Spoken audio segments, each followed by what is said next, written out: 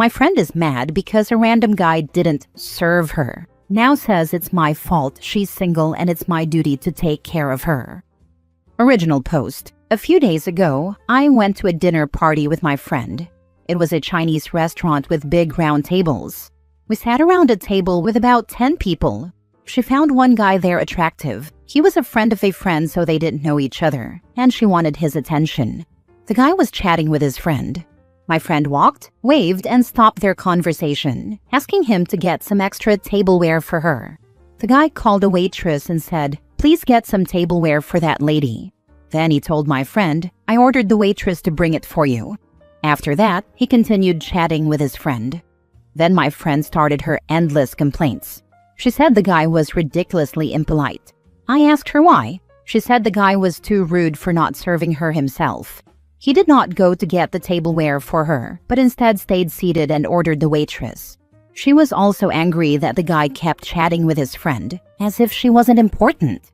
My friend always thinks she's very beautiful, but clearly not every man finds her attractive. Now for the top comments before reading the updates. Did this guy even work there? No, the guy was also attending this party with his friend. My friend walked, waved, and stopped their conversation. This approach already sounds entitled. If someone were to do this to me, I would have done the same thing. Even queens have more manners and etiquette than this, so your friend is not an exception. Also, she assumed he was single and interested in women. Also, since this would be something you'd normally ask someone who actually worked at the restaurant to get. If she'd asked me this, I would have thought she thought I was the waitstaff. To me, I ordered the waitress to bring it. Makes me pretty sure he also thought she probably thought he was the waitstaff. By telling her the waitress would bring it, it's saying, "Hey, I don't work here. Ask the right people for that stuff and stop bothering me." The easiest way for a hot person to become ugly is acting like an entitled a-hole. Some people are into that and are drawn to it, but healthy people will avoid it. She made the mistake of thinking anyone owes her anything, and her personality was repellent. Now for the first update. A few days ago, I went to a dinner party with my friend, and she was angry because a guest did not serve her. Here is a little update. After the party, she wasn't just complaining about the guy. She was also unhappy that no one asked her out. No one asked for her number, and basically no guy approached her after the party. This morning, she messaged me some details about a dating event and asked me to join her next week. I refused because I'm not interested in a dating event, and I already have plans with my boyfriend that day. She was angry and blamed me for being so selfish and only enjoying time with my boyfriend and letting her stay single. I was too shocked to hear this. Does she think she's entitled to my time and weekends? I told her I was not joining the event. I also told her that if she really wanted a guy, she should just use dating apps or join events alone instead of bothering me. Then she said, "I want a guy, but I don't want to go to the event alone, as if I'm the only single woman. You have to join me, helping me get a boyfriend, otherwise I'm not going, and it will be your fault for letting me stay single." I didn't reply. I've known her for 2 to 3 years, but I think the longer she stays single, the more entitled she acts, and I suspect I may no longer want to be her friend if she continues this way. There's no wonder no guy wants her. She reeks of desperation and craziness. How is she going to be the only single woman at a dating event? It's not exactly somewhere women with partners frequently go. She needs to start liking herself and being comfortable with her own company, or the only men she will get are a-holes. I think she means the only single woman in her friend group, not the only single woman at the dating event. I don't know, because she said she doesn't want to go to the event as if she is the only single woman and says OP has to help her find a boyfriend there. She thinks by attending the dating event, it's to admit that she is single and can't find a man, and she thinks it hurts her ego. So she wants someone to accompany her to boost her confidence. She wants you, a woman in a committed relationship, to accompany her to an event where the sole purpose is to find a date. That's such a wildly inappropriate request. I don't even know where to begin unpacking it. My wife had a friend like this about 15 years ago. When she had a fella, she loved me, and he and I were supposed to be best friends. When she was single, I sucked. I didn't give my wife enough. My wife deserved better, etc. Surprise, surprise, one day my wife just stopped hanging out. Last update. This is another update about my friend. Last time she tried to force me to join a dating event with her, and I refused. She blamed me for hurting her feelings. For the next 2 days, she kept sending me crying and angry emojis. I didn't feel good about how she tried to force me to go to a dating event, so I ignored her. Today, she finally switched topics and said she was lonely and hoped my boyfriend and I could go to a barbecue with her. I thought maybe she had learned her lesson and wouldn't try to force me anymore, and she sounded vulnerable this time, so I asked my boyfriend's opinion. My boyfriend agreed to go together, though he does not like her much, so I told my friend to plan the details. Later, she told me her plan. There was a huge to-buy list. She required my boyfriend and me to buy everything, and the list contained very specific food items such as seafood and organ meats that can't be easily bought in supermarkets. I told her the arrangement was very inconvenient for us and that we don't eat the food she listed. She argued, "You two have the whole morning to prepare the food. You know I wake up late. Just get everything and come to my door at 2 p.m. to pick me up." My boyfriend refused to pick her up and suggested she buy her own food. She was angry and said we were not caring for her. My boyfriend argued that it was not our responsibility. She said, "I am single, so of course it's you two's duty to take care of me."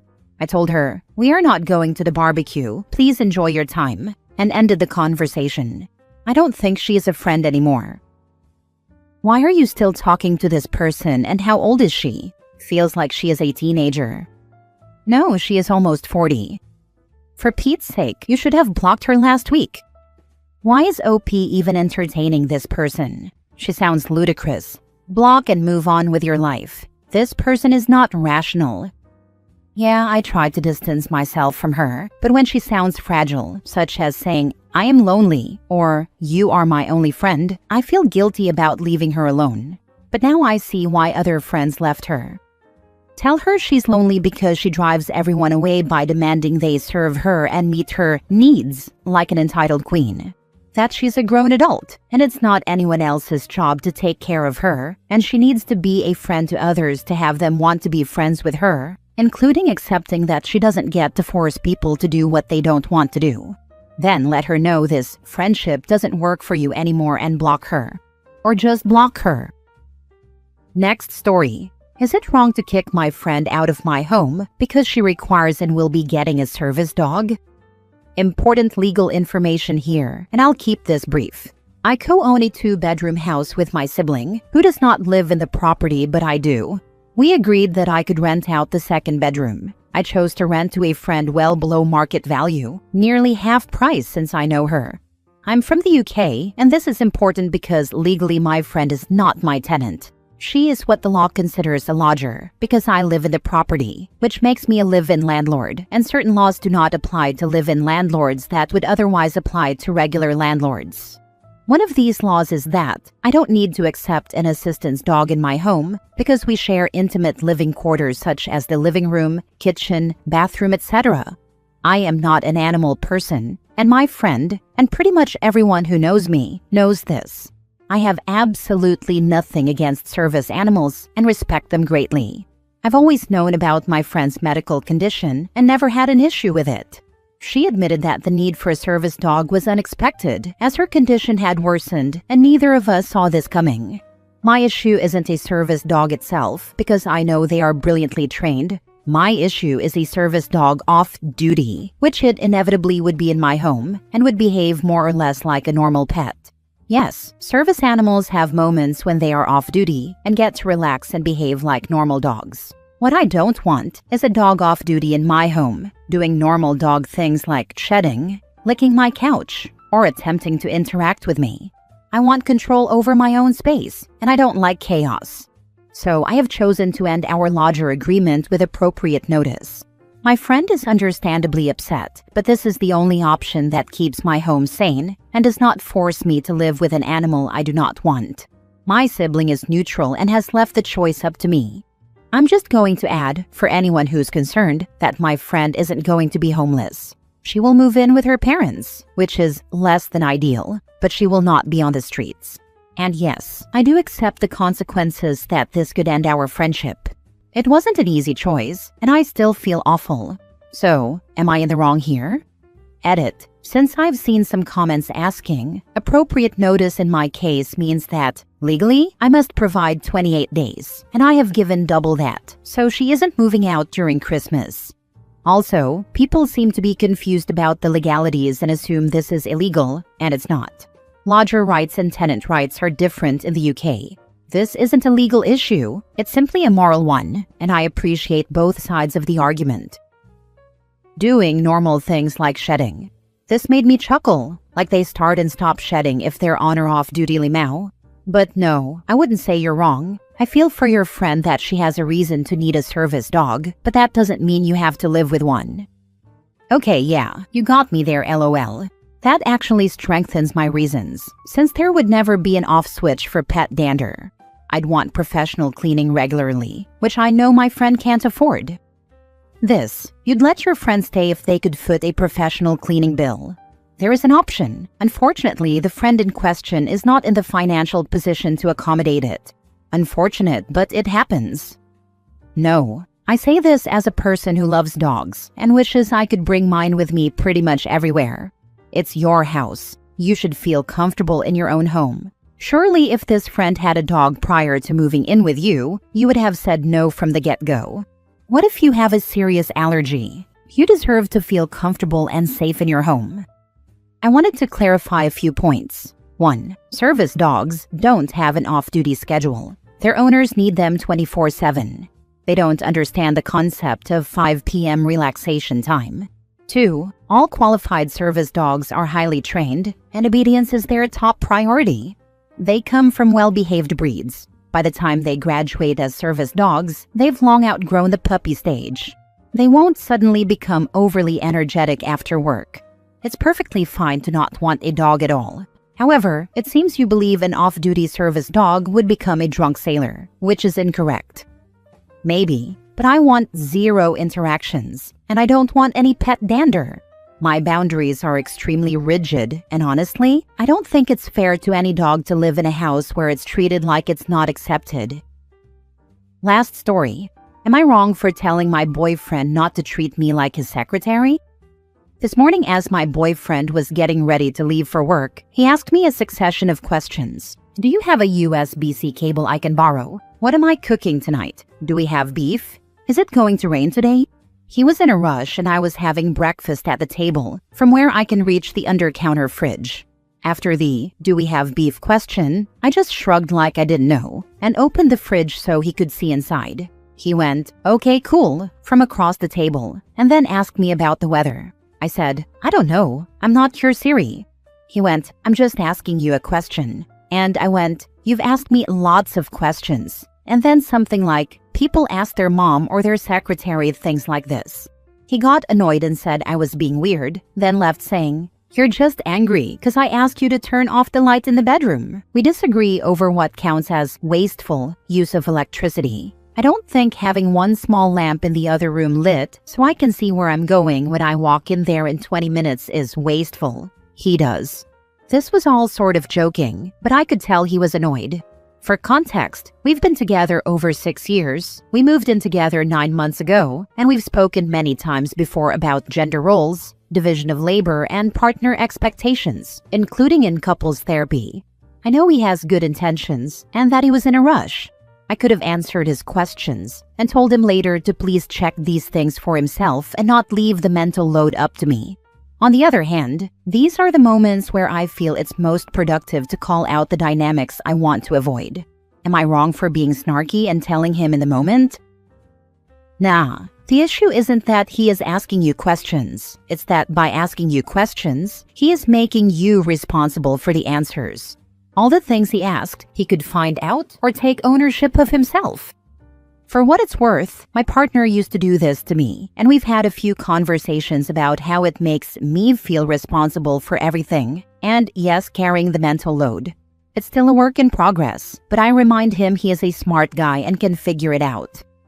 Thanks for weighing in. I suppose it's a similar work-in-progress situation for us, but I got a bit impatient with it this morning. From the comments, it would seem that doesn't happen to anyone else.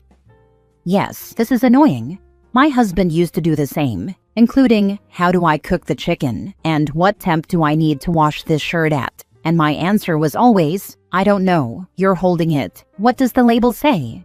Calling it out is one thing, but it's going to cause friction. You need to make it harder to ask you the questions than to look it up himself. If he's genuinely in a rush, reminding him to bring a rain jacket is helpful, but it is dead lazy to assume another person will do your logistics planning for you. Women tend to be very good at organizing and planning, and while we all like to be helpful to loved ones, it can get to be too much when it's just expected. All the women who have experienced this know you're not wrong. He's not making small talk. He's asking you questions he could easily answer himself and shifting the mental load to you. This issue was magnified for my husband and me after our first child. I would already have my own set of 100 questions running through my brain. Did my son eat enough? Does he have clean bottles? When will he nap today? Do I need to change his diaper soon? Where did I put XYZ, etc.? If my husband said something like, do I need a jacket? Is it cold outside? It was enough to make me flip. We talked about it, and he stopped asking me questions he could easily find the answer to. You are smart to call this out now. Maybe your tone was poor, but overall not wrong. Thanks for sharing. I often think about how having kids would affect our relationship dynamic. I'm glad you could talk it out and your husband was receptive to it. Yep, this is the dynamic I have with my partner. 17 years. I've had enough of being the project manager for both our lives. I'm actually ending things with him for this reason. He's a wonderful person but a mediocre partner, and I'm done.